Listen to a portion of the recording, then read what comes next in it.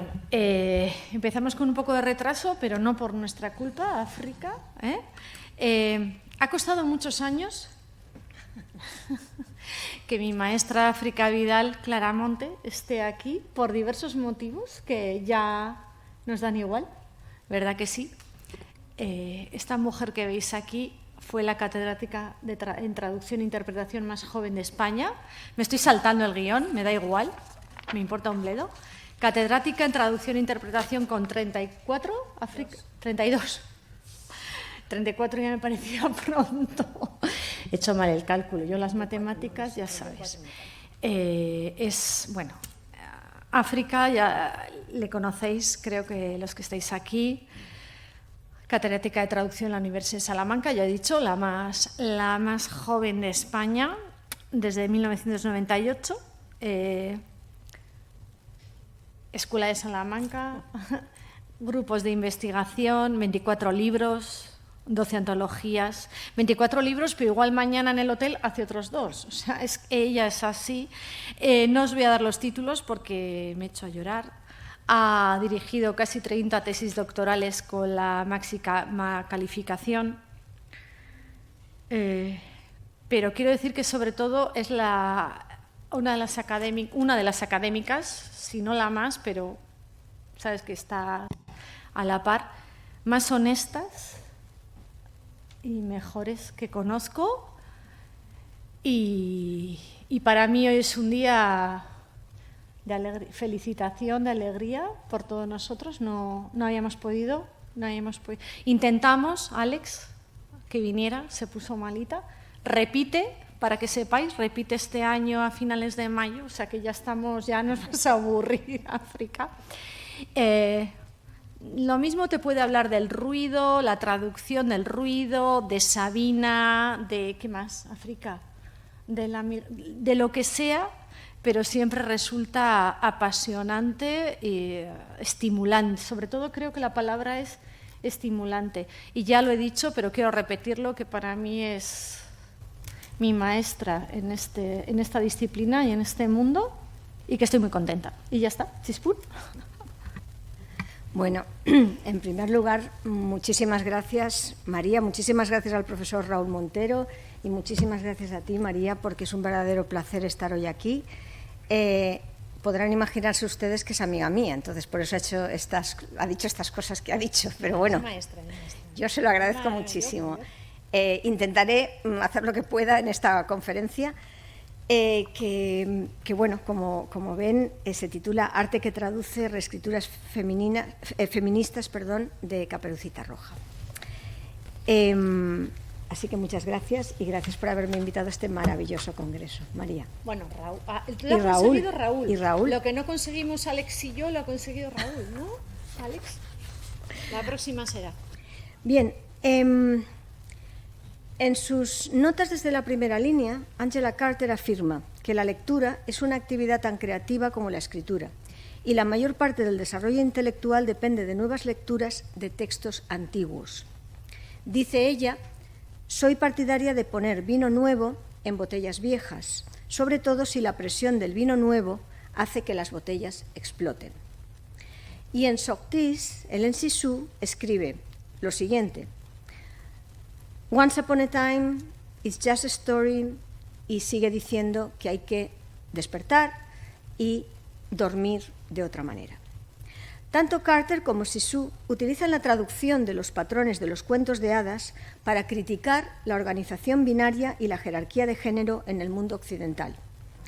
Por lo general, se piensa que los cuentos de hadas ofrecen valiosas perspectivas sobre los dilemas humanos universales, porque reflejan experiencias, miedos y esperanzas compartidos que abarcan diferencias de edad, cultura y geografía. Sin embargo, las visiones contemporáneas revelan que esto no es cierto. Los cuentos de hadas no son ni eternos ni atemporales. Tal vez por eso se han reescrito muchas veces a lo largo de los siglos. En los últimos años, como ya sabemos, muchas escritoras y artistas feministas han vuelto a contar los cuentos de hadas.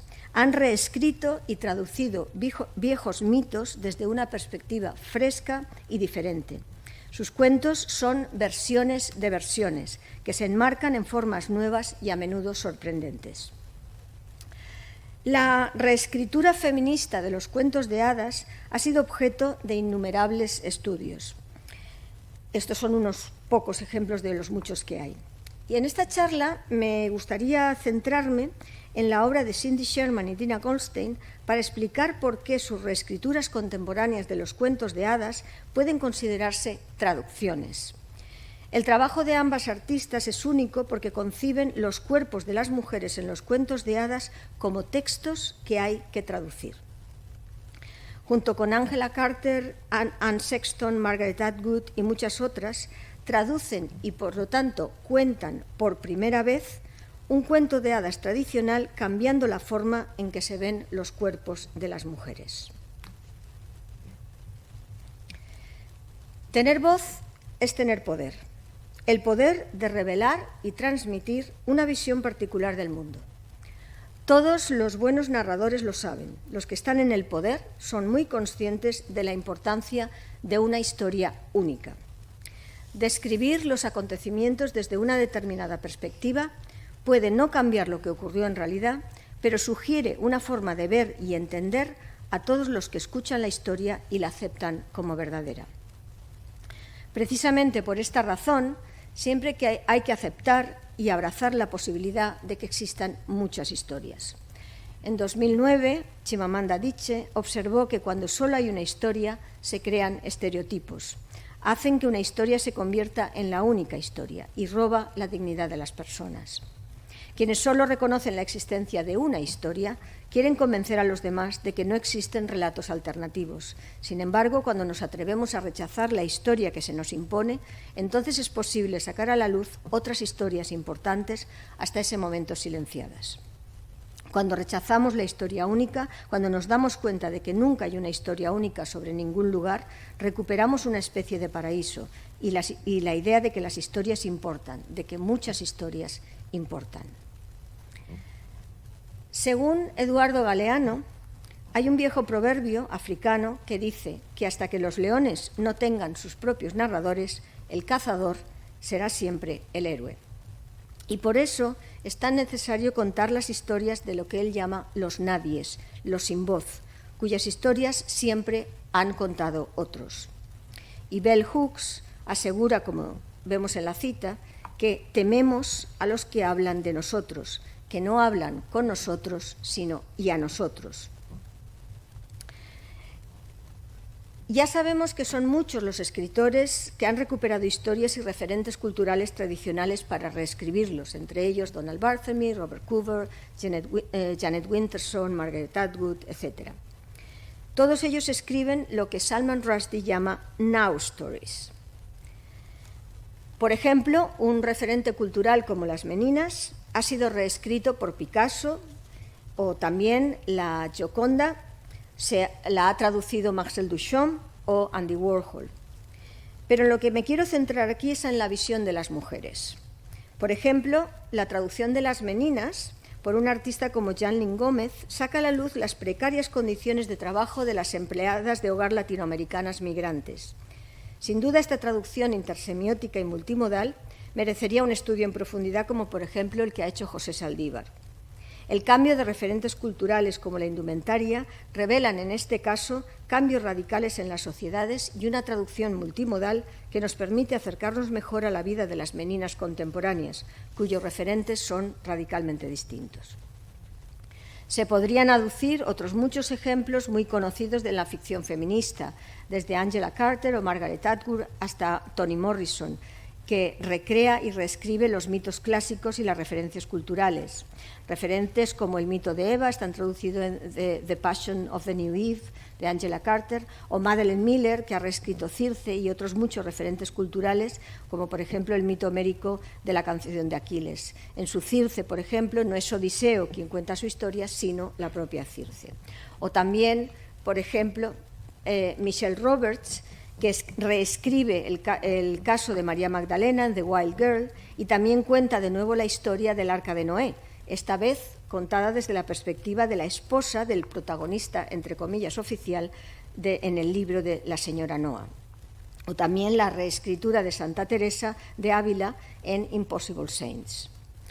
Me acuerdo aquí también de la Circe de Margaret Atwood en los Circe Mad Poems y de su novela de la Penelopiad, la historia de Odiseo contada desde la perspectiva de su esposa, la reescritura de Hércules en autobiografía de Rojo de Anne Carson, la nueva visión de la esposa de Eneas, a quien Virgilio no presta atención en Lavinia, de Úrsula Le Guin, etcétera, etcétera, etcétera. Y también, por ejemplo, la verdadera historia de la ratita que no fue presumida, tal y como la cuenta Ana Cristina Herreros. También las mujeres han reescrito Don Quijote. Por ejemplo, es interesante recordar la versión de Cathy Acker, cuyo Quijote es una mujer rebelde en la Norteamérica contemporánea. Es una novela donde todos los referentes culturales se han traducido, los nombres, las comidas, el espacio urbano, la ciudad de Nueva York, la indumentaria.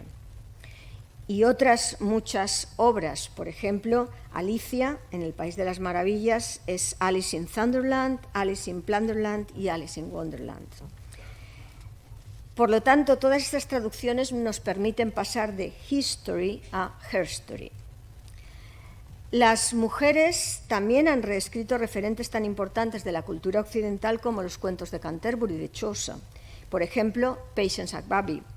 Los protagonistas de Agbabi recorren un autobús, en un autobús el trayecto entre Londres y Canterbury, las dos ciudades de los peregrinos de Chaucer, pero los peregrinos de Agbabi suenan con los muchos acentos que hay hoy en Gran Bretaña y también diferentes géneros y clases sociales, mostrando así la multiculturalidad contemporánea.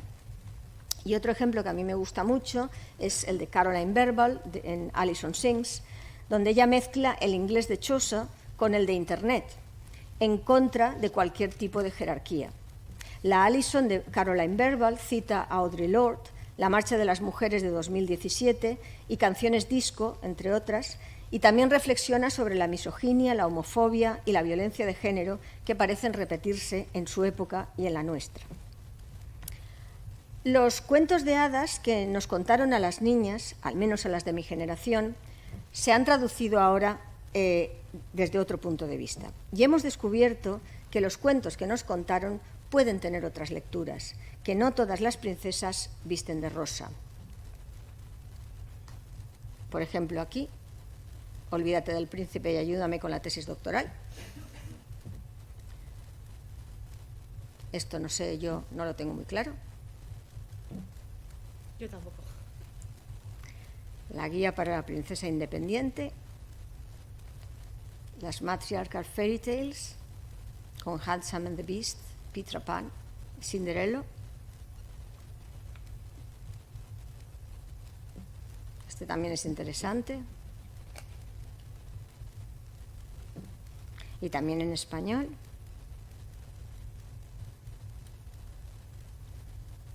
En Get Equal Pay, I Love Fairy Tales.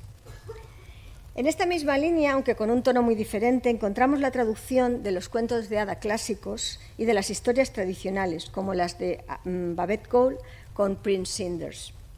Al presentarnos de nuevo por primera vez, otra vez, lo que tantas veces nos ha presentado la mirada masculina. Ceniciento se ve ahora obligado a limpiar y hacer todas las tareas de la casa. Uno de los referentes que más traducciones feministas ha tenido es Caperucita, como demuestra, por ejemplo, Sandra Beckett en este fantástico libro donde se recogen más de 50 reescrituras que se han hecho de Caperucita en todo el mundo. A mí me interesa especialmente la Priti Salma, de Nikki Daly, que es la versión africana de la Caperucita Blanca, en la que la abuela de Priti Salma la manda al mercado con la advertencia de que no hable con nadie, pero ella desobedece y entabla conversación con el malvado Mr. Dog. Ubicada esta vez en Ghana, esta reescritura, esta primera vez, otra vez, de la nueva Caperucita, incluye significativamente palabras africanas como Ntama, Kakamatobi o Goema Goema. Sin bosques ni lobos nos hace viajar mediante la traducción interlingüística e intermodal, pero también a través de un viaje en el tiempo y en el espacio, hacia otra traducción que reescribe los colores, las imágenes, las vestimentas, la comida y tantos otros referentes del cuento. La Caperucita de Delhi se sitúa en Ghana y nos dice que Salma vive con sus abuelos en un barrio tranquilo de la ciudad. Se traducen, como he dicho, todos los referentes culturales. A diferencia de la Caperucita europea, que era roja, Salma, como ven, lleva un pañuelo azul porque dicho color es usado en el kente africano, tela típica de Ghana, ya que el azul simboliza la pureza espiritual, la armonía y el amor. La traducción de un referente cultural como la indumentaria es fundamental. El kente africano es una tela de seda originaria de Ghana que solo se usa en ocasiones muy importantes. Dicho tejido está decorado con varios colores y diseños llamativos y nos dan información sobre la evolución del patrimonio, la familia y la cultura del país. Salma también lleva la prenda de vestir típica de Ghana, que se usa como falda. El collar, por ejemplo, es la señal de la transición de la niñez a la pubertad y cuantos más collares aguantan alrededor del cuello simboliza el grado de madurez de cada persona. La cestita de la Caperucita occidental y los productos de su interior se cambian por productos típicamente africanos. Como ven, una sandía gigante, un gallo que miraba con ojos asustados, dice el cuento, y un refresco de color rosa y unas cañitas de colores. Tanto el gallo como la sandía son originarios de África. El gallo o el pollo es un plato tradicional típico de Ghana. El lobo aquí es el señor perro, porque no hay lobos en África y por eso también se ha traducido. Otro ejemplo muy interesante, bueno, esta es la traducción al español que existe, la han llamado la caperucita, la pequeña caperucita africana. Digo que otro ejemplo es la caperucita caribeña de Nalo Hopkinson, que es la abuela aquí es la abuela quien narra el cuento y nos hace reflexionar sobre qué significa crecer. Caperucita aquí no es una niña, sino una adolescente y su encuentro con el lobo es, como en el caso de Angela Carter, es un encuentro tan sexual que provocó en su momento muchísima polémica. Otra caperucita muy conocida es Caperucita en Manhattan, de Carmen Martín Gaite, donde Nueva York es una isla en forma de jamón con un pastel de espinacas en el centro que se llama Central Park. Aquí la protagonista es una niña de 10 años que vive con sus padres en un edificio bastante feo de Brooklyn y quiere vivir una aventura. En este caso, Carmen Martín Gaite no castiga la imprudencia, elimina la agresión y su primer encuentro con el lobo no es con el lobo, sino con una misteriosa mendiga, Miss Lunatic, un personaje mágico que habita las calles de Manhattan y que resulta ser una simbiosis de la abuela de Caperucita con la tradicional hada madrina. Por cierto, la abuela, en este caso, lejos de ser la indefensa anciana del cuento, es una antigua actriz de music hall que bebe, va al bingo, se ha casado varias veces, ha vivido múltiples aventuras amorosas y amantes y reivindica su independencia ante la sobreprotección de su hija. Entonces, con todas estas reescrituras, más que entender el pasado como algo inerte, inalterable o fijo, se trata de reescribir los referentes culturales para dar lugar a una interpretación de lo que ya aconteció como un continuo abierto a futuras traducciones. Como se ve, por ejemplo, en estas otras reinterpretaciones, que también son interesantes. Una que a mí me gusta especialmente es esta, The Girl Without a Sound, que es la traducción de historias que nos han contado hasta ahora, que nos permite escuchar las voces de todas las mujeres, en este caso de la mujer negra. Bien, quizá una de las primeras mujeres que criticó la perspectiva de los cuentos de hadas y se dio cuenta de las consecuencias fue Luisa Valenzuela, autora de La llave. En este cuento advierte a sus lectores, como señala la cita, que hay que reconocer que empecé con suerte, a pesar de aquello que llegó a ser llamado mi defecto por culpa de un tal Perrault. Ahora, dice, me narro sola.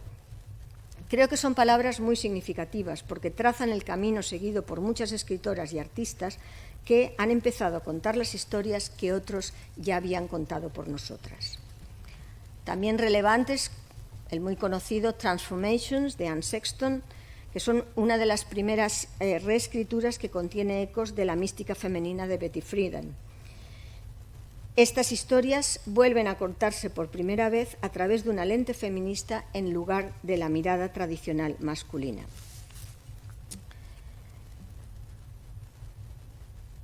como por ejemplo aquí en Blancanieves y los 7 alienígenas, o en Sleeping Beauty, donde por ejemplo hay 7 partisanos, 7 mineros explotados, 7 alienígenas, etcétera, etcétera. Bien, en el mundo del arte, muchos artistas también han traducido cuentos de hadas tradicionales con el propósito de interrogar los significados recibidos. Las artistas, evidentemente, no traducen con palabras, sino con los sentidos, y en muchos casos utilizan su propio cuerpo para reescribir historias previamente contadas. Y en este sentido se sitúan en una línea de investigación que a mí me parece fascinante, una línea de investigación contemporánea dentro de los estudios de traducción, liderada, entre otros muchos, por Madeleine Campbell y Ricarda Vidal, a partir de este libro, que es una maravilla, en lo que ellas denominan experiential translations, ya que con su compromiso como traductoras se crea no solo con los ojos, sino con todos los demás sentidos. Podría citar también aquí, no voy a extenderme, pero por ejemplo todo lo de la traducción somática de Douglas Robinson, la idea de la experiencia también en otros autores como Piotr Blumczynski, etc. Es decir, hay una enorme variedad de autores contemporáneos, de traductólogos contemporáneos que hablan de la traducción con el cuerpo. En este sentido, ejemplos de traducciones de cuentos de hadas, como son, por ejemplo, la Blancanieves de Paula Rego, donde Blancanieves está jugando con los trofeos de su padre y Blancanieves se traga la manzana envenenada. Y, por ejemplo, otras muchas, como por ejemplo la de Kiki Smith, que también ha traducido visualmente los cuentos de hadas en sus esculturas, películas, dibujos, tejidos, muñecas y grabados. Y esto sería un ejemplo de esas obras. También son interesantes los cuentos de hadas, las sangrientas versiones de los cuentos de hadas de Yanagi, por ejemplo, y las violentas e inquietantes traducciones del cuento de hadas de Natalie Frank en Tales from the Brothers Grimm, en estos dibujos, por ejemplo. Otro ejemplo, la saga de Jonah Jonas, basada en un cuento popular islandés, y también la traducción de Blancanieves, realizada por Carrie McWest, que plantea cuestiones de raza y género. Por ejemplo, su fotografía en blanco y negro, Mirror, Mirror, tiene el siguiente pie de foto. Dice: mirándose en el espejo, la mujer negra preguntó: espejito, espejito en la pared, ¿quién es la mejor de todas? El espejito respondió: Blancanieves, zorra negra, y no lo olvides. Todas estas artistas traducen vivencialmente, con sus cuerpos y sus 5 sentidos, utilizando colores, formas, ropas, voces y olores. Esto también me recuerda a las reescrituras de Gada Amer, que Gada Amer hace de La Bella Durmiente, de Blancanieves, de Alicia en el País de las Maravillas, Campanilla, Caperucita Roja y Barbie. En todos estos casos, Gada Amer traduce los estereotipos femeninos y los roles sumisos a través de imágenes y lenguajes varios. Su obra, considerada por algunos críticos de arte como una expresión artística de la escritura femenina del Ensisú, es una crítica de los personajes y de las imágenes de los cuentos de hadas y de cómo estos influyen en las niñas. Todos ellos cuentan cuentos donde vuelven a contar la historia de la diosa Indusita, que juega con reflejos y repeticiones. Me gusta especialmente la traducción de referentes que hace un artista como Nalini Malani en obras como Can You Hear Me? En Can You Hear Me, Malani da voz a una niña que, como a Cassandra, ha silenciado el patriarcado. Su Cassandra, por ejemplo, reescribe el mito griego y lo sitúa en el mundo contemporáneo. A través de la repetición, de las citas y de los intertextos, enlaza con el pasado, pero nos obliga a reflexionar sobre un panóptico distópico. Malini sabe que no existe la repetición, que nada puede ser verdaderamente repetido. En tanto, las traducciones convierten la primera vez en otra distinta. Por eso, en su exposición Twice Upon a Time, reescribe los cuentos de hadas tradicionales, pero Twice Upon a Time es la segunda vez. Frente a Once Upon a Time, Twice Upon a Time nos cuenta el final poco feliz, en ocasiones, de muchos de los referentes culturales que nos han contado. Twice Upon a Time es una exposición en la que Nalini Malani traduce y reinterpreta lo ya contado, porque es consciente de la necesidad precisamente de volver a contar con otra voz. Por lo tanto, podríamos seguir con cientos de ejemplos del mundo de la literatura y del arte, donde precisamente se traducen multimodalmente estos cuentos de hadas tradicionales. Pero quisiera centrarme, como he dicho al principio, en dos artistas, Cindy Sherman y Dina Goldstein. Cindy Sherman es muy conocido, es una fotógrafa que se fotografía a sí misma. De este modo, con y en su cuerpo, traduce los estereotipos que a lo largo de los siglos los hombres han construido de las mujeres. Se fotografía a sí misma como secretaria, prostituta, ama de casa y objeto de deseo. Su obra ejemplifica la crítica de John Berger cuando dice: los hombres miran a las mujeres miran como las miran. Sherman transforma su propio cuerpo en un texto en el que reescribe y traduce la mirada masculina. El propio cuerpo se presenta aquí como texto, como un espacio de poder y resistencia, aunque todavía afectado por la presión social. Sherman mira y traduce no solo con los ojos, sino con todos los sentidos. Percibir a través de los ojos, los oídos, el cuerpo de otro abre al receptor, dispuesto a afectos y experiencias sensoriales desconocidos, hacia un evento desorientador. Porque mirar es una forma de narrar el mundo. Como dice John Berger, toda imagen encarna una forma de ver.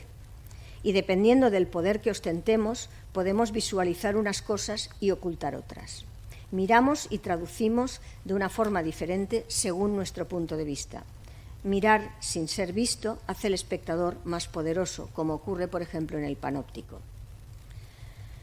Por eso, hace muchos años, John Berger se preguntaba si la forma en que miramos afecta a lo que sabemos. Y Roland Barthes subrayó que toda imagen, igual que toda palabra, conlleva ese nivel secundario de significado que es el que realmente los traductores debemos traducir. En sus autorretratos, Sherman mira y se deja mirar. Y nos recuerda así que la visión es un constructo cultural y que mirar significa ver de una determinada manera. Esta experiencia suele ser autorreflexiva y, en otras palabras, además de observar la organización visual del pensamiento, observa el pensamiento mientras nos obliga también a pensar. En estos autorretratos, ella no es la original, sino la traducción de las construcciones imaginarias de las mujeres creadas por el patriarcado. Reflejan una ficción del yo. Y aunque Sherman es literalmente autocreada en estas obras, es creada a imagen de estereotipos femeninos ya conocidos.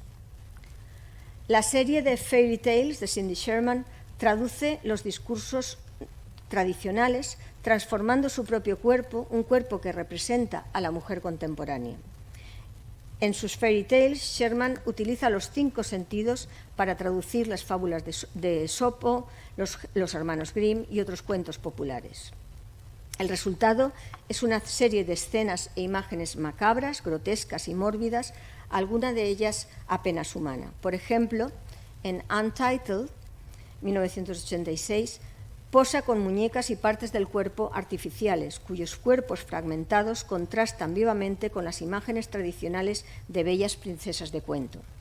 Y en Untitled 140, posa como una mujer desfigurada, con la cara ensangrentada y hocico de cerdo, para evocar la fea dimensión oculta de las fábulas infantiles.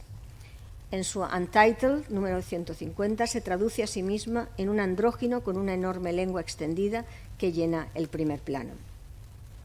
Por lo tanto, a través de su cuerpo, Sherman demuestra que traducir en una sociedad visual ya no es la mera transferencia de significado entre dos lenguas, sino entre muchos tipos de sistemas semióticos. La ropa, los colores, las pelucas, las máscaras y otros elementos que utiliza muestran los cuerpos fragmentados que traducen realidades que las palabras quizá no puedan comunicar. El otro ejemplo es Dina Goldstein. En su trabajo, esta fotógrafa y artista pop surrealista es otro ejemplo de la traducción con el cuerpo de los cuentos de hadas. Sus series In the Dollhouse, por ejemplo, y en su obra en general, es un claro ejemplo de que la traducción es un acto creativo que siempre implica lenguaje y que también es político. Por ejemplo, en Fallen Princesses, Dina Goldstein hace una serie de 10 piezas con heroínas de cuentos de hadas de escenarios modernos y muestra cuerpos de mujeres diferentes que no vivieron felices para siempre. Sus fotografías narrativas deconstruyen las representaciones visuales tradicionales de las heroínas de cuentos de hadas, cuyos cuerpos muestran falsos ideales de belleza, subvirtiendo las representaciones clásicas del arquetipo de princesa. Goldstein decide subvertir el vivieron felices para siempre, traduciendo las versiones antiguas del cuento. Su Cinder, por ejemplo, está rodeada de hombres que siempre la miran y está claro que se siente muy sola. Blancanieves es una deconstrucción del final de Felices para siempre, ya que Blancanieves, como ven ahí, está cargada de varios hijos con un marido en el sofá que se niega a ayudar en las tareas domésticas. Con esta macabra representación de Blancanieves describe el espantoso destino de una joven que es la viva imagen de la heroína Barbie de Disney. Está de pie en medio de un salón suburbano con sus 2 hijos en pañales y otra hija que tira de la falda. Y la mujer mira solemnemente a la cámara mientras su marido, con aspecto de príncipe, se sienta en un sillón. Y su Caperucita no puede parar de comer, lleva una cesta llena de comida basura y de refrescos azucarados. Ariel está encerrada en un acuario, incapaz de ser un agente activo o de llevar una existencia libre. Ahora es un objeto único de exhibición observado por un niño pequeño. Y por su parte, Bella, la heroína de La Bella y la Bestia, tiene que someterse a una cirugía plástica para ajustarse a los cánones de belleza. Por lo tanto, las traducciones corpóreas y vivenciales de Goldstein utilizan cuerpos femeninos como textos que reescriben otros cuerpos para deconstruir la mirada masculina y subraya así la necesidad de desmontar los binarismos simplistas de los cuentos de hadas tradicionales. La traducción con el cuerpo que hacen estas mujeres muestra que la traducción es un proceso muy complejo. Traducir en el siglo XXI significa utilizar todos nuestros sentidos a través de una transformación entretejida, textil y corporal que es siempre interrogativa, nunca acabada y nunca concluyente. Este enfoque holístico reconoce que existen múltiples versiones posibles tanto de los textos de origen como de los de destino, y esto puede ayudar a mitigar los sesgos y preconcepciones de una traducción estática e intralingüística que a veces solo quiere contar una historia. Al hacerse monstruoso el cuerpo femenino, estas escritoras y artistas traducen a través del mismo, pero también de las emociones y de las experiencias, la fantasía masculina original. Y sus reescrituras contemporáneas de los cuentos de hadas muestran que la comunicación se produce a muchos niveles. Al mismo tiempo, interrumpen las continuidades a las que nos tenían acostumbrados los textos tradicionales y son declaraciones políticas que revelan la historia no contada en el cuento de hadas, al sugerir que quizá no haya un felices para siempre. Muchas gracias. Muchas gracias, África.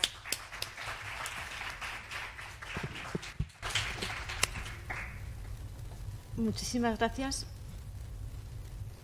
por todo, pero sobre todo, Alex, te va a agradecer ajustarte también al tiempo, ¿a que sí?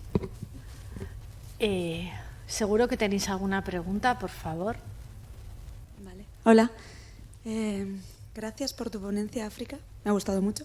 Muchas gracias. Y claro, todo esto para mí es otro mundo totalmente diferente a lo que investigo. Este es el mío. Este es el sí. mío. Entonces, es mi doctoranda y mi compañera, y mi amiga.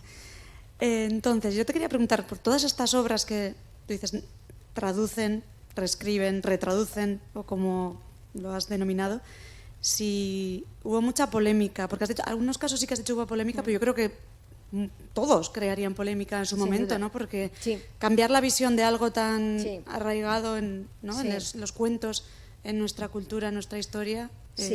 Sí, son todo obras muy polémicas que, bueno, la mayoría en el mundo de la literatura todas las mujeres que he citado, Margaret Atwood, etcétera, pero por ejemplo es ya muy conocido que la propia Caperucita de Margaret Atwood, de Angela Carter, en su momento creó una polémica que consiguió poner en su contra a feministas y antifeministas, que eso fue fantástico, ¿no? O sea, porque todo el mundo, unos por una cosa y otros por otra, pero consiguió poner a todo el mundo en su contra, ¿no? Claro, por ejemplo, Don Quijote de Cathy Acker también es una obra totalmente... Bueno, Cathy Acker no es digamos, del nivel, ¿no?, de Margaret Atwood o de Angela Carter, etcétera, pero su Doña Quijote, por decirlo de alguna manera, también en su momento fue muy, muy, muy polémica, ¿no?, porque la novela es totalmente surrealista y la propia autora, si echamos un vistazo en internet, es una autora solamente por la manera, su apariencia física, el cuerpo, cómo lo construye, es realmente muy contra lo hegemónico, ¿no? Y en el mundo del arte, sin ninguna duda. Lo que pasa es que en el mundo del arte, ahora mismo, por ejemplo, Cindy Sherman, que sigue trabajando, así como en un principio, porque fíjate, Cindy Sherman fue la primera, después vendría más gente como Sherry Levine, etcétera, pero fue la primera que se fotografió a sí misma. Las fotografías se las tomaba su padre. Es decir, no había ningún gasto, digamos. Y uno de los Untitled, el número 140 que he puesto, que es una fotografía suya que le ha hecho su padre, no lo quiero decir en alto porque quizá me equivoque, pero si lo miráis en internet, yo no sé por cuántos millones de dólares se vendió. Ahora mismo no lo sé decir, pero fue una de las fotografías más caras de la historia del arte, ¿no? Entonces ahí también hay otra polémica. Es decir, Cindy Sherman es una autora absolutamente reconocida en todo el mundo, no solamente en Estados Unidos, pero que está cotizadísima en el mercado del arte, ¿no? Entonces ahí también puede haber una polémica de paradoja o no sé cómo llamarlo, ¿no? Entonces sí, es gente muy, en general, polémica, pero creo que han hecho lo que mencionaba o lo que quería esta Chinua Achebe, ¿no? El abrir la historia, el cambiar la historia, y podemos no estar de acuerdo con esas nuevas historias, pero al menos, como decía Bell Hooks, que no hablen por nosotras, ¿no? O sea, que por lo menos dar voz a todas las historias, es lo que han conseguido. Vale, gracias.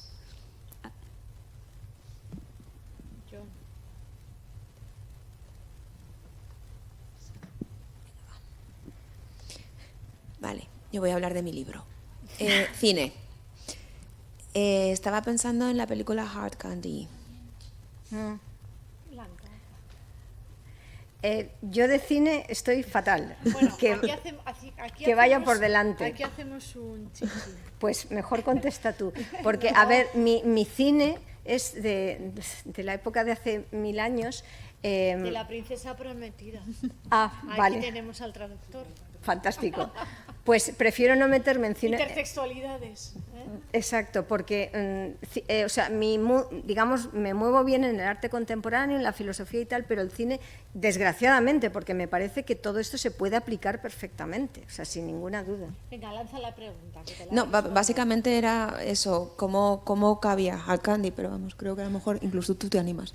No, yo te voy a explicar de nada, que cuando estabas hablando de reescribir Caperucita, pensaba en Hard Candy también, porque es que incluso el póster de la película, lo que pasa es que no es contado por una mujer, entonces la historia, claro, es una película de un director, si no me equivoco. Es un señor, es un director, pero al mismo tiempo, a ver, no tienen por qué ser los que nos salvan, no tienen por qué ser leñadores. Pero si alguien viene a decir, oye, es que, a ver, más o menos la gente sabe de qué va la peli. ¿Todo el mundo tiene más o menos claro lo que es un Hard Candy en feo?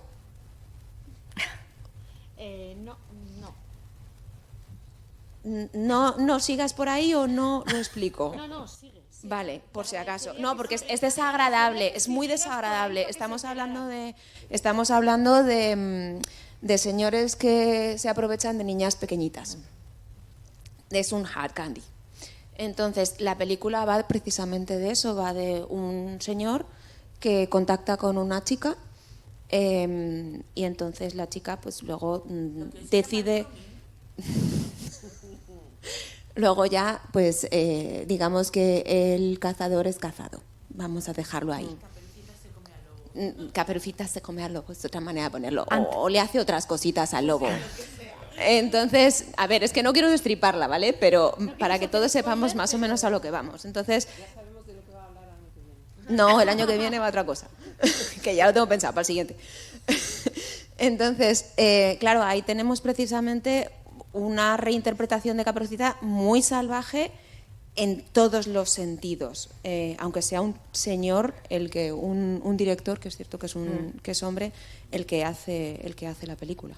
Sí. Antes de que intervenga África, quiero decir, yo creo que África, igual estaba yo un poco sopitas, pero ha hablado también de obras escritas por hombres, aunque fueran reescrituras, ¿no? O sea, hay cosas de hombre, estudios, sí. Lo que llamamos estudios de género, ¿no? O sea, al final no tiene que... O sea, sí, lo que pasa es verdad que la mujer, que la mayoría son de mujer, sí. Pero no es excluyente, ¿no, África? No, ni muchísimo por eso, menos, no es excluyente. Perspectiva de género. No, lo que pasa es que la mayoría son señoras las que hacen esto. La mayoría, pero no solo. No, pero no solo, sin duda, claro. Que eso apoya la tesis de la compañera. Sí. Terminamos ya con Hard Candy.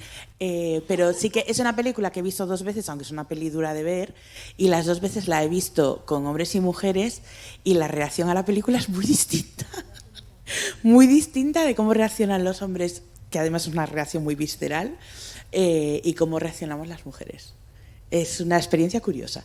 Básicamente las mujeres decimos ¡ole! Y los hombres se marean. Blanca y compañera, afortunadamente, ¿no? El micro, por favor. Sí, no, digo que es muy, muy, muy salvaje. Es menos salvaje de lo que parece, pero es muy, muy, muy salvaje. Mucho. Tanto como las salvajadas. Es que es lo que yo estaba pensando. Es que es el lobo llevado claro. al término más salvaje con niños. Las que somos madres o padres lo entendemos, ¿no? Pero sí que incluso el propio póster, que es lo que decías tú, el propio póster es muy significativo, mucho. ¿Alguna pregunta más, por favor? Que yo os las puedo preguntar.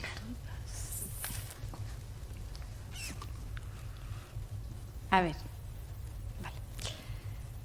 Bueno, puedo hacer una pequeña aportación desde mi mundo personal. No sé cuánta gente hay aquí de estudios de traducción. Kiko, Blanca. La visión que nos ha dado África es absolutamente vanguardista. Es donde nos movemos algunas personas. Y nos gusta movernos y es absolutamente interesante. No tiene nada que ver, Kiko, con el pico pala que tú haces, pero ella también traduce muy bien.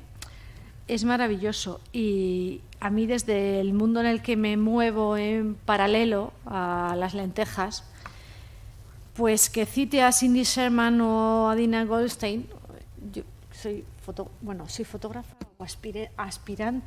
No sé lo que soy muy bien, pero bueno, filósofa me parece maravilloso y yo estoy llevando todas las ideas de África a mi mundo. Ahora mismo tendría que estar entrando en clase de mi máster de fotografía y es totalmente vanguardista.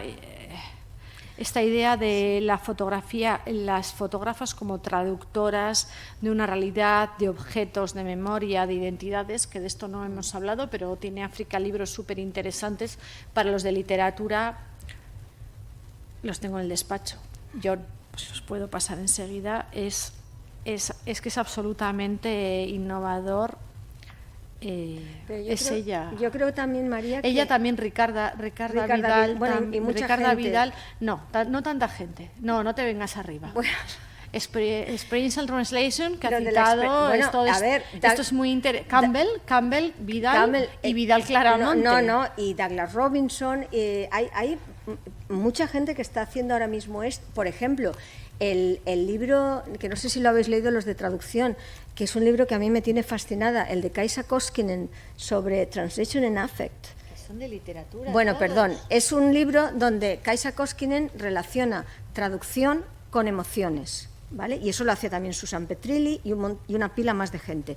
Entonces, yo creo que no es en absoluto, sí, es una visión vanguardista de la traducción entendida, es muy loca, es muy África, loca. entre Pero tú y ya yo. sabes- ya sabes que a Pero mí tú me y yo gusta- comemos con unas a mí me gusta- anchoitas y con la a mí me locura de gusta la lo loco. traducción así. Pero creo que es muy loca, pero también es muy realista, en el sentido... Voy a poner un ejemplo, no me gusta nada poner ejemplos personales, pero lo voy a hacer. Este verano, en agosto, hacía mucho calor y recibí un correo electrónico de... En el Levante. En el Levante, En en el Levante, en el me Levante, consta, no en Salamanca. No en Salamanca. Entonces, recibí un correo electrónico de la revista Encounters, que es la que lleva Mona Baker, pidiéndome que si podía hacer una traducción para anteayer, y obviamente sin cobrar, de un texto de una traductora palestina que estaba literalmente escribiendo el texto, pues si no sabías si iba a poder escribir la palabra siguiente, porque estaba dos cosas, una, muerta de hambre, y dos, cayéndole las bombas una detrás de otra.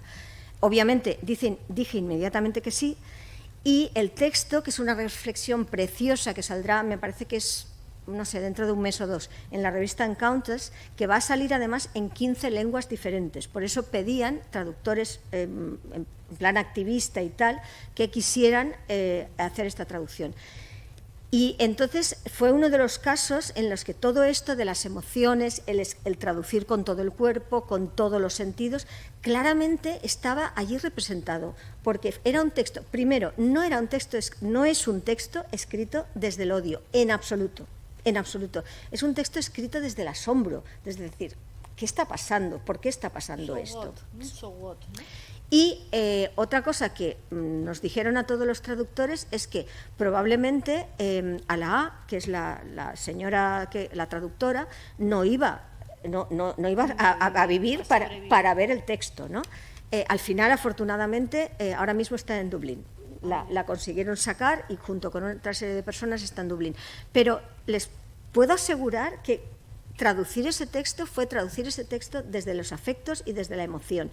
Y como yo no dejaba de pensar en ese momento, yo creo que todos aquellos que traducimos, pues queremos hacer, si ponemos nuestro nombre en una traducción, queremos que esa traducción esté bien, no sé, por una cuestión de dignidad personal, de que los compañeros no digan, mira qué horror África Vidal, África, tío, ¿qué ha hecho y tal. chulada. Te puedo asegurar que en este caso me daba exactamente igual. Yo quería hacer una buena traducción por esta mujer, porque mi traducción estuviera a la altura de las emociones y de lo que ella estaba intentando transmitir en ese momento. Mi nombre me daba exactamente igual.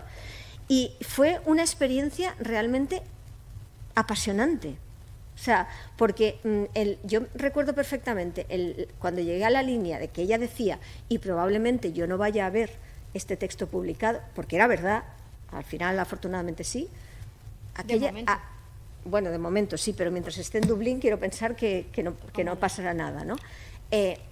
Entonces, de verdad que para mí ese ha sido uno de los textos más importantes como traductora, ¿no? Porque, y sobre todo era eso, que todas estas ideas y cosas abstractas y tal, de momento dice, es que es así, se traduce con todas las emociones, porque el conocimiento no nos llega solamente del intelecto, o sea, la idea esta cartesiana de pienso, luego existo, no, o sea, no, pienso y siento, luego existo, porque si no, no tiene ningún sentido esto. Quiero decir que África no sabe que no sois de estudios de traducción. Mona Baker es una de las pioneras de nuestra disciplina, Perdón. que tendrá como 824 años ya. No. Sí, África, Tienes 70 y... Si tú tienes ese... Yo Tú digo, callada. yo... Esta mujer, pero es una gran pionera y ha sido muy activista siempre. Es una mujer de origen egipcio, árabe. Es egipcio, sí. Que vive en Manchester. Bueno, ahora está en Oslo. Pero una gran pionera y ha ha movido... Ha revolucionado. Yo le he traducido textos al euskera Ha revolucionado el mundo de la traducción. hace 20 años o Sí, por ahí. sí, Sí, efectivamente. sí.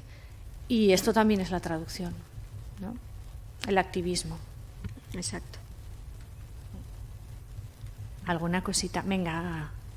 ¿Los de literatura os puede estar despertando alguna inquietud ahí o qué, John? Mueve al alumnado. Alejandro.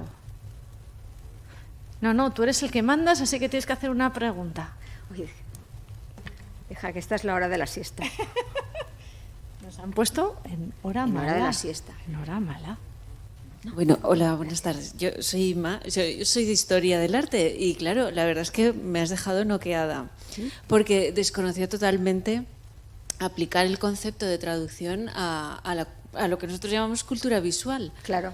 Claro, entonces, más que una pregunta es un poco esa sensación que se me ha quedado, digo, vaya, nunca lo había planteado desde ese punto de vista, que lo que nosotros decimos reinterpretación o a lo mejor Claro. versión puede ser... Es traducción. Mira, este libro, aquí. Si eres de Historia del Arte te va a encantar.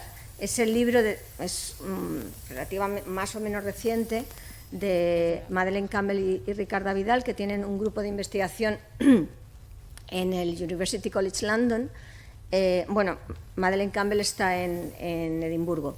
Son maravillosas. Son maravillosas. Y luego tienes dos libros que han salido, uno del 24 y otro del 25, que no sé por qué no los he puesto aquí, que además están en acceso abierto, que uno se llama The Experience of Translation, la experiencia de la traducción, y el otro The Translation of Experience, la traducción de la experiencia. Los dos están en acceso abierto, es decir, entras en Internet y te los descargas. Y son fantásticos porque tanto este como los otros dos, ellas sí son traductólogas, pero en esos libros, sobre todo en este primero, quien escribe los capítulos son artistas, no son traductoras, son artistas. ¿Eres de la casa? No, Ah. soy de Castellón. Anda. De la UJI. De la UJI, sí. Uy. Entonces, Bueno, pues hablamos luego de la sí, UJI. sí, sí. ¿no? Y claro, me chocaba lo de traducción porque nosotros siempre hablamos un poco de la vida de las imágenes, ¿no? Claro, o sea, claro, como que las claro. imágenes tienen su propia vida, o sea, los cuadros tienen su Sí. propia vida, pero también los tipos iconográficos, la Claro. imagen, ¿no? Que va construyéndose a lo largo del tiempo, sumando capas y capas y capas y capas. Entonces, Sí. lo de traducción me chocaba porque lo entendía más como una traducción literal. Claro, pero es no que sé ahí también- dónde están todo ese efecto sumativo que Es muchas que veces un tienen texto las original imágenes. también está hecho a base de capas. El texto son capas y cada palabra son capas, porque cada palabra va cambiando de un texto a otro, lo que se llamaba... porque a todo esto la palabra traducción, en el sentido que hoy la entendemos como sustitución de una palabra por otra, eso es de hace un rato, como quien dice. En la Edad Media está la palabra translatio, que translatio significaba en un primer momento, por ejemplo, la traslación de, por ejemplo, los santos, de las reliquias, etcétera, etcétera. Se trataba de que a través de los objetos se trasladaban cosas, ¿no? Por ejemplo, a mí otra, como ha mencionado María, otra cosa que me interesa muchísimo es cómo me interesa mucho el fenómeno de las migraciones. Entonces, cómo las migraciones se producen desde esta perspectiva de la traductología, no desde el punto de vista, que también, de las palabras, sino de cómo los objetos que traen, los objetos quiero decir, la comida, la forma de vestir, etcétera, la llave, etcétera, los zapatos, cómo los objetos que translatio, que se trasladan de un lugar a otro, traen consigo emociones, traumas, crueldades, etcétera, que en el otro contexto, y esperanzas, pero que en el contexto nuevo adquieren significados nuevos, ¿no?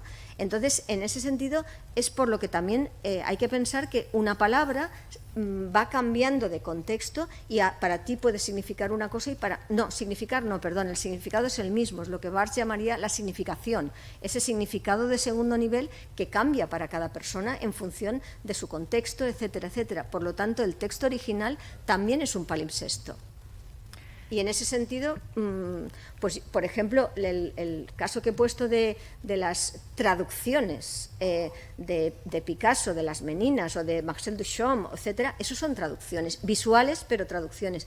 Y eso también, tú decías, Moira Inghileri, por ejemplo, en la Universidad de Nueva York, está Loredana Polecci, toda esta gente, Rita Wilson, todos son nombres de la traducción. Es que África ella sí que es una enciclopedia. No, pero Kiko, es verdad, ¿no? esta gente son, es una pasada, son gente digo. que ahora mismo son catedráticas de traducción en Nueva York, Rita Wilson está en Australia, que todas ellas están hablando de cuestiones feministas, pero lo que llama Moira Inghileri traducción visual.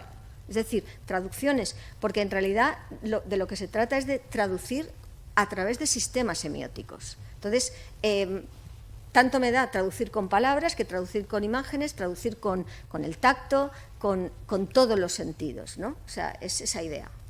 A mí hace como 20 años, sí, en esta casa me dieron con un mazo así, ¡pum!, cállate, porque esta señora había dicho que la traducción es todo, y la unidad de traducción era la cultura, Claro. que ha salido esta mañana, Kiko. Eso no lo he dicho yo, eso lo dijo Susan Basnet. Susan Basnet, pero yo te lo oí a ti. Bueno, sí. Corazón. Y a mí me pegaron un collejón que te pasas. Y dijo, no, yo es que estoy en esta línea y tal. ¡Puaca! Te pasas. Pero lo que tú hablas, un texto original, perdóname África, un texto original es tu cuadro y las capas son diferentes traducciones, Claro. ¿no? Para nosotras. Diferentes traducciones o retraducciones, que diría nuestro amigo Sí. Jorge Juan Sánchez Pero Iglesias. el propio texto original, la propia pintura original, como diría Umberto Eco, es consecuencia de muchas interpretaciones previas, ¿no? Entonces, es todo un palimpsesto. Blanca. Estamos animando, que no llegamos a las 6 a Montermoso. Bien. Sí, pues por eso, como tenéis que llegar, Da igual. es la última Cogemos pregunta. un Ahora taxi hago que de, pagas tú. no, hago de sargento mayor Vale. y... ¿no? Déjale a Va a Blanca hacer que va a hable. hacer una pregunta, pero yo ya le aviso a María No. que hay que cortar porque hay que trasladar, Nos cogemos un taxis, hay que que diría trasladarse Blanca, a... un taxis. Igual ahora me estoy saliendo totalmente del tiesto, pero es que estabas hablando como también de lo que aporta el propio autor o la autora al crear, el traductor al traducir, el lector o quien recibe la imagen, que un texto siempre está vivo, ¿no? Y todo el mundo aporta a ese texto y tal. Y me estaba acordando de que por Halloween con mi hija pues nos vimos El Cabo del Miedo. Y no sé si la habéis visto todos, la segunda, la de Abogado, pues La segunda, nosotros en el cine. 12 va a cumplir. Estreno. ¿Sí o no, Alejandro? La de Robert De Niro. Entonces, se presenta el personaje de Robert De Niro, sale de la cárcel y lo primero que lo ves es haciendo ejercicio con la espalda tatuada y tal. Y entonces yo miro hacia mi hija y veo que mi hija, que nació en 2013, y yo en el 78, no se está dando cuenta de que ese señor está muy tatuado. Porque no está muy tatuado para ella. Claro. Claro, ella ve a un futbolista con un brazo que está todo negro porque ya no le cabe un gramo más de tinta en ese brazo. Para ella los tatuajes son una cosa, claro, muy normal. Y cuando yo vi esa película, ese señor daba mucho miedo con esos tatuajes Claro. del talego, ¿sabes? Entonces yo tuve que parar y decirle, mira, cariño, te voy a explicar, ¿sabes? Que cuando esta película se hizo en el 91, este señor daba mucho miedo. Y ella, ¿pero por qué? Y yo, porque mira qué tatuaje tiene, ¿sabes? O sea, es que... Y tuve que traducirle esa imagen a mi hija porque no la estaba Los tatuajes entendiendo. están traducidos ahora mismo. Claro, África. es que Claro. todo Todo es un poco, sí, hay que traducir muchas cosas. Efectivamente. Ya está, no era una pregunta, era una reflexión. Vale, muy bien. Si no, Es que una más, Alex, una más. Kiko. Kiko. Lo bueno que tiene es que en realidad lo que basa la traducción, de cualquier tipo de traducción, es cómo afecta. Sí. O sea, tú puedes escribir una cosa para que afecte a la gente a que a ti te interesa que afecte. Cuando tú, hoy lo decía Blanca, o sea, como lo importante para nosotros es el público meta, o sea, es quien realmente lo reciba, si tú, al ver un texto en otro idioma, te hace tener una sensación determinada, tú has de intentar conseguir que esa sensación pase a los que... Efectivamente. A los que esto. Evidentemente, las palabras que use no tienen nada que ver, no importan para nada. Lo importante es que la idea esté allí, o sea, que la sensación esté allí, que la emoción esté allí. Exacto. Si no, no hay traducción que valga. Kiko, y da igual que sea Ant-Man, que Caperucita. Da igual. Da igual. Y Que además, la mejor fotógrafa del mundo. Claro. Es el concepto. Claro, y las reescrituras estas de este tipo de Caperucita o de Hard Candy, ¿no? Donde al final se come al lobo y no el lobo a Caperucita, simplemente voy a provocar un nuevo tipo de sensaciones, pero que realmente, o sea, que te hagan notar algo que a mí me ha hecho pensar que tengo que hacértelo, exacto, que tengo que expresártelo, ¿no? Sí, totalmente de acuerdo, Kiko. Sí. Es alucinante. O sea, por eso es verdad que traducción es todo. Claro. Eso es lo que me dijo a mí. Le oí a esta señora hace más de 25, igual, África. Traducción es todo. Ya os digo que me pegaron un collejón. Y Aichiber, mi doctoranda, lo sabe, que me lo pegaron bien. No, la cultura, traducción es todo, tal, pero es que traducción es todo. Yo era con mi mundo paralelo, África lo sabe, que tengo un mundo paralelo, y tú también, Kiko, y Alex y tal. Y es que tengo profesores de muy alto nivel, a nivel fotografía, que hablan de traducción. Hablan de traducción y no tienen ni idea realmente de lo que es un trasvase interlingüístico, Jacobson dijo tal, no sé qué. Hablan de traducción, ya no hablan de... No hablan de trasvase siquiera, hablan de traducción, ¿eh? Esa es la palabra que se utiliza ahora. Y tiene que traducir. Traduce la realidad.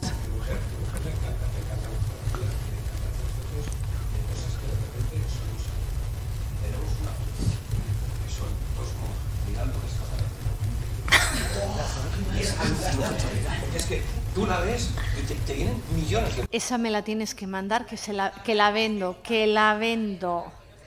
Alex, que nos vamos en taxi, coña. África, por favor, como mandas tú, porque está claro que yo no. Córtale. Bueno, creo que aquí mando yo, Alejandro. No. Muchísimas gracias, África. Gracias, Alex. Alejandro, ¿cómo se llama? Alex. Oh, Alejandro, te estoy llamando Alejandro. ¿Eres mayor? No, soy mayor yo, 2 meses. Muchísimas gracias, somos pocos, pero somos la resistencia. Y muchísimas gracias por estar aquí a esta hora tan mala. Volveremos a tener a África, Alex, a finales de mayo. Sí, pero quiero dar las gracias y gracias a ellos por sus contribuciones. ¿Y dónde? ¿Cómo se llama? El Centro Cultural Montehermoso. Ahora mismo, Blanca, Kiko, África y me, myself. Si Aichiber nos acompaña, vamos a hacer una mesa redonda que creo que puede quedar bonita. Seguiremos, Kiko, Blanca, podemos seguir. ¿Os parece que sigamos hablando de estas cuestiones? Como nos hemos dado libertad, ¿no? Y nos lanzando, pues ya está. Venga, chispún. Gracias. Agur.